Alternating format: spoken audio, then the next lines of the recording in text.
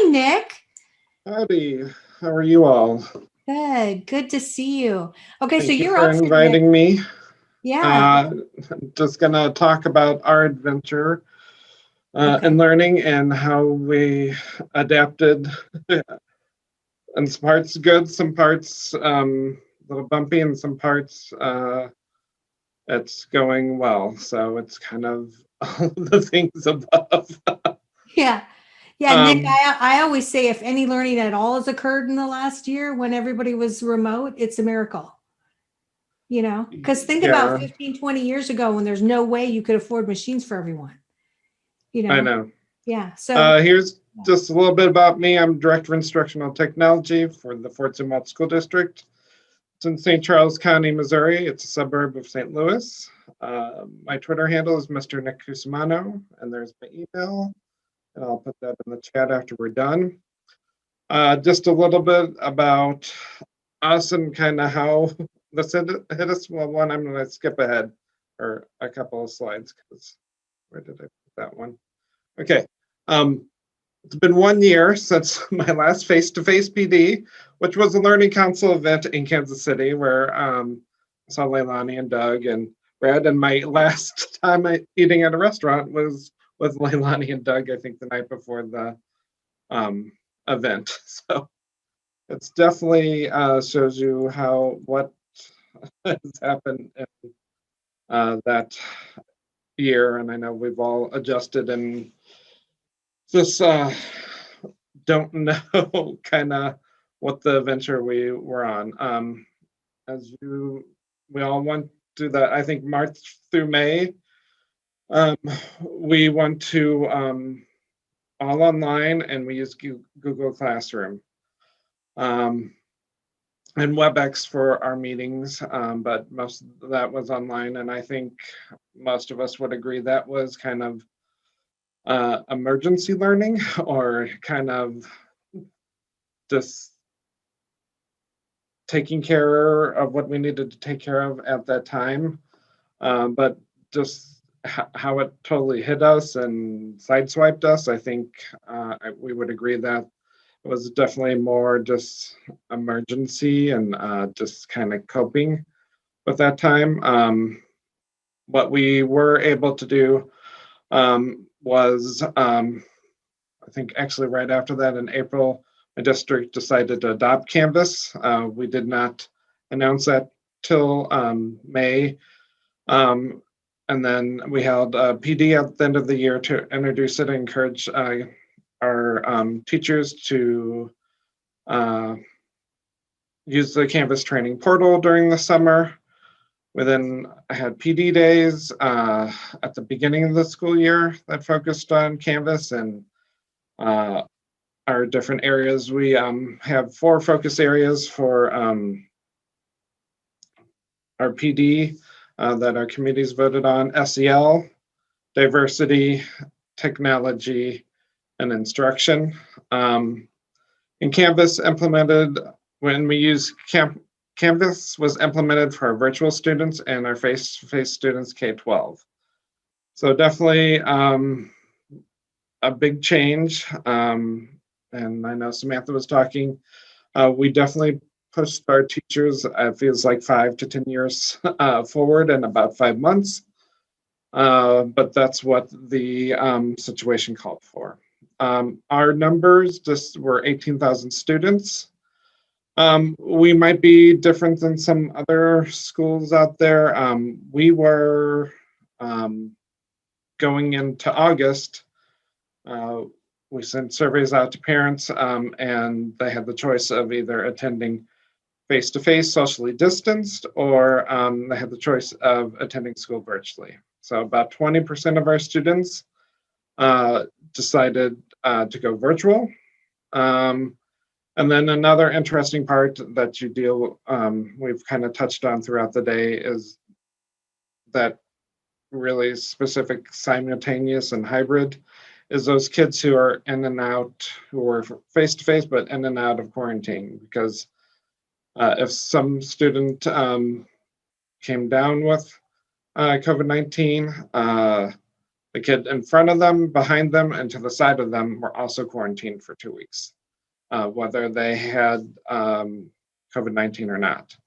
So you might have a kid who might be out on quarantine two times during a school year. So that definitely having Canvas there to help us through that process was something essential that we needed. And I don't think we could have done that with Google Classroom, not to the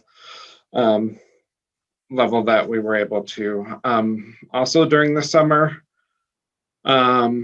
because, we needed to provide a place for those elementary students to learn if they weren't coming face to face. And we really looked at the elementary curriculum that was out there. And we have a strong elementary curriculum. And we looked at all of them just to see what was out there. And we decided that we could, now using Canvas, create our own elementary curriculum or adapt it to online using Canvas and other tools that I'll touch on a little bit later. So that definitely was a little bit of adventure and made a very busy summer. But we are curriculum coordinators and instructional coaches and key teachers stepped up, and we were able to get things in place and help those teachers who were teaching the whole time virtually. And so that also helped. Also looking at some of those other ones, and I know we've, Leilani touched on this,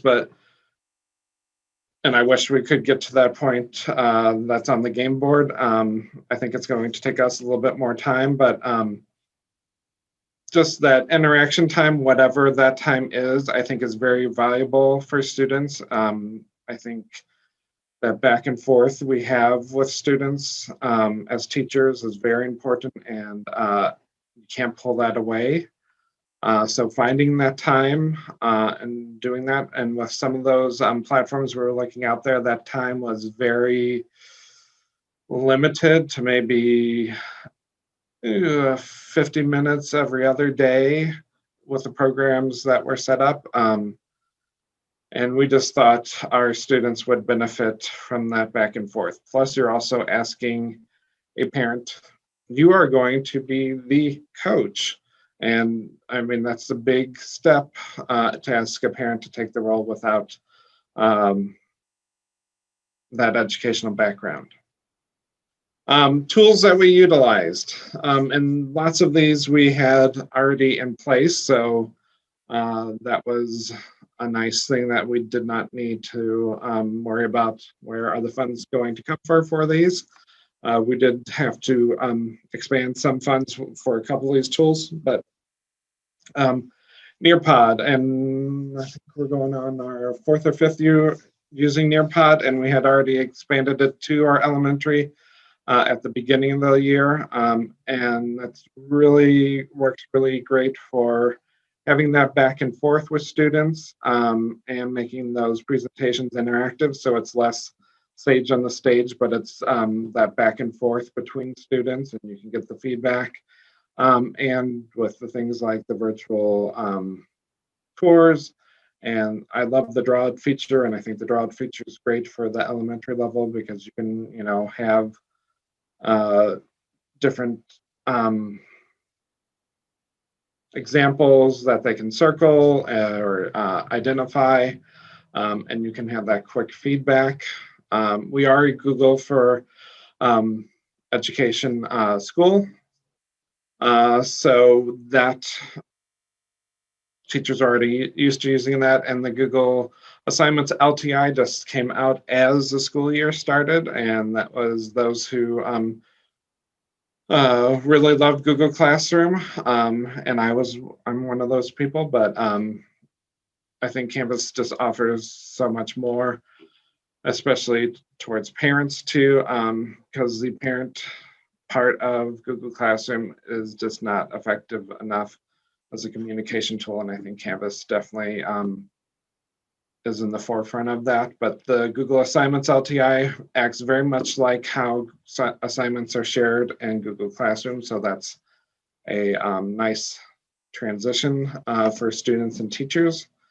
BrainPop, we had utilized that building-wise in about half of our district, and because you don't have some of that face-to-face time, their videos are very entertaining and informative, and really helped with our science and social studies curriculum at the elementary level. So we added that in and expanded that to our K-8 level.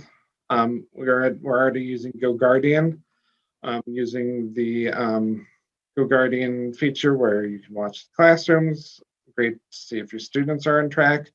And lots of teachers use that, our virtual teachers use that to have the little chats with their students to help direct them, answer questions, and that makes that quick. They also added their new presentation features. So that's another great way. You can also share your whole screen with all your students. We use WebEx. We had implemented that beginning or end of 19 or March of 19, or 18, 19, somewhere in there. So that really allowed us to have our meetings virtually. And also the way that our special elementary classes can meet with their teachers and go over those concepts together. And their new moderated mute feature, it's such a great thing that they have that now, so that you can help organize chaos at times if you need to. Then our online textbooks, and luckily we had probably past 7 years, so even before I took my position, or my position was great in my district, we always had an online feature with our component of our textbooks, so that definitely made that transition easier. And we had been using Sora with our libraries and utilizing class sets of ebooks for our 6 through 12 virtual classes, so that we didn't have to worry about, here's the book, you have to quarantine the book for a week before you hand it back out, all that type of stuff. Plus the things they can mark on there. And so that's been a nice feature that we've been able to offer our students and teachers. Another tool that may be a little bit more exclusive to Missouri, but fueled by launch, Springfield Public Schools in Springfield, Missouri, our state had created a law on how virtual programming needed to be created and accessed, and they actually saw the writing, were able to read the tea leaves and really created a strong, well thought out curriculum for all different grade levels tied to Missouri curriculum. And so, especially going into our fall semester, we really looked at what they had available, what we could create ourselves, and that really helped solve the virtual classes we needed to offer to our secondary students, which was really great. Plus, we were also able, the way the program works is we could use our own teachers to teach the courses. So it was kind of a win-win for both. And as we've gone on this year, we've added more curriculum and building more of it into Canvas. And also, speaking of Brad, I had to look during the summer. I'm like, okay, how can I have kids annotate on things? So lo and behold, I'm doing YouTube search. I come up, I find Brad Moser's YouTube video, I think from 3 or 4 years ago, on how to annotate using the Canvas student app. That definitely saved some time and some students some worry. I'm excited that that feature is coming so that you can use it on Chromebooks. But that's just a little bit about kind of how we had to adapt in some of the tools that we use to help us through that adventure that we all had to go on together. Well, this is awesome. I'm going to encourage anybody who's on the line to ask you any questions about individual parts of what you were just talking about, the use of different tools and kind of the transition moment. So I think, it sounds to me like there was a lot of things that were already sort of ready. Yeah, luckily we were working towards it, luckily, but we weren't totally sideswiped. But some of that was definitely, and I was on spring break, or not spring break. We actually weren't on, or all our teachers were on spring break. But I just take vacation, so I was working during spring break, and just we're like, what's gonna happen? And it all happened when spring break came back, and we had to get the kids didn't have their Chromebooks. It was that was all a venture in itself, distributing those. But we also implemented a new tech order tool, which it's a lifesaver. It's called Incident IQ, and this there are some, I guess, silver linings. I've been in my position, this is year 5. 4 of those years, it was just me on the instructional technology side, curriculum point of view, transitioning to Canvas and all the stuff that we just had to implement. There's, 18,000 students, 1,500 teachers, and then me. So we were able to add some staff. So now we have 2 instructional technologists, 1 full-time and 1 half-time. So very thankful that we were able to bring them on this year, because I think I either would be bald or this hair would be white instead of gray. Yeah, well, we all got more gray hair during the last year, and we gained weight, and we need to stop wearing just sweatpants. So yeah, there was those 3 months just working at home, and I swear I've never worked as hard as I did working at home, because there was never a way to turn it off.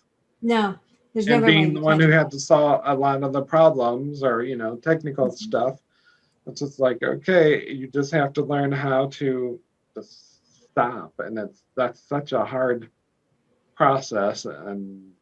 But I've kind of learned that, and as we go this year, I'm like, okay, the weekends, unless it's an emergency, I'm not going to respond. Yeah, it's been a moment. What I want to also ask you is, and I didn't get a chance to ask Brad this, but I see he's still on, so maybe you guys can both answer this. But there's been some attrition. I talked a little bit in my hybrid logistics conversation about the loss of students not re-enrolling to alternatives. And most of that is really the consumer models. People were finding a lot of online schools, and either there's sites now where you can just become a subscriber and it's your full curriculum stuff. It's not even a school. It's like just, I'm going to, it's just sort of pathways. And then people are mixing together, BrainPop has a consumer side and a lot of other things, and forming consortiums. It's a big loss. I mean, Dallas ISD told us that they lost 13,000 kids. I think at one point LAUSD was up to 45,000 kids. So, and it's happening all over the country. So what are you seeing in the Midwest? Because I haven't heard from the Midwest yet about what you guys are seeing. At least right now, our state legislature is doing very interesting things. Hopefully all those laws will not go through. But right now, I would say, at least looking at our numbers, we're maybe down 400, 500-ish. Yeah, on balance, out of 18,000. Yeah, that's so tiny. that's not a huge drop. I think with some of those now, some of those, I had a group that I dealt with email back and forth that they were an elite soccer team. I wanted to use one of the tools online, but I think some of those things parents don't realize what that is, what that entails. And some of those are very not as full featured as some other things might be. Yeah. And with our state law, sometimes through a process, it still gets charged to the school district. So it's definitely complicated, and I'm not the expert on it, but I just think sometimes they may not get that full thing. You have to have that specialized student. I think some students will totally do that and succeed. But I will tell you, one of our challenges is those kids who were unmotivated at school and they're now unmotivated online. And it's even harder when they're motivated online, because you can't even use proximity and say, "Hey, Johnny, what's going on?" Yeah, the national harder to do. Yeah, the national average was 35% were just not showing up. Really bad in some of the inner city districts. And part of that, some of those districts told us was like, the older teenagers were literally just saying, well, I'm not going to graduate because I got to watch my younger siblings, because my parents are first responder or whatever, and I have to do this. And I mean, I will tell you, my wife's an educator. She's been teaching online a year now. She teaches for Missouri School for the Blind, and my son's been online for the whole school year, and that's hard too, because I mean, right now, he's doing okay, but sometimes it's pulling teeth to get him to be motivated. Yeah, that's why our next hour is going to be totally about motivation. It's just like, and that's really finding that balance and helping people through that transition and setting up all the factors in there. It is, it's definitely the crux that we're all in. Yeah. We're in a newly competitive landscape that we haven't seen before. So just for a second, I want to see if Brad is still on. Brad, do you want to comment on that same sort of topic? What's happening with you guys? I don't know if he's still there or not. Hi, Brad. If you're there, unmute. Come on. But other than that, Nick, I'm just saying that, the thinking with how you're now communicating this mixology of stuff, so parents understand, like, listen, you can go out and get all blah, blah, blah. You can knit your own together or whatever, but look at all the stuff we have, in other words, it's a marketing thing now a little bit. Yeah.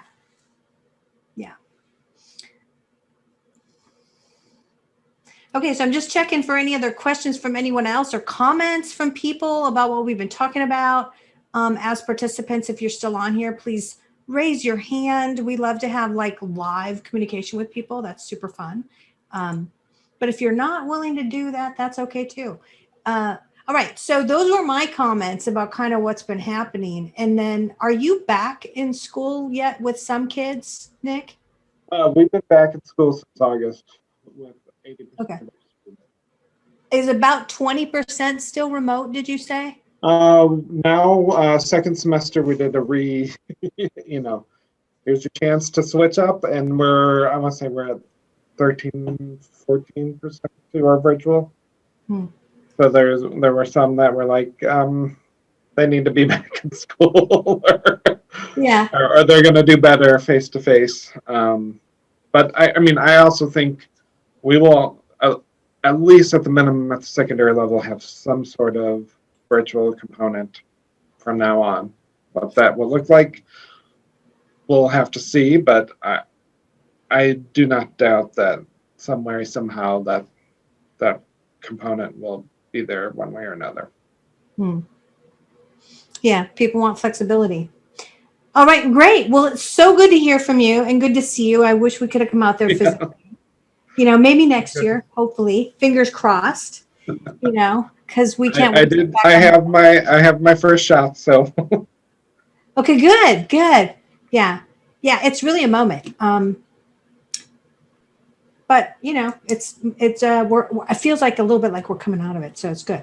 Okay, all right. Well, I'm going to move on now, Nick. Thank you so much Thank you. for sharing with us, and I do miss you, and I hope I get to come back out there again.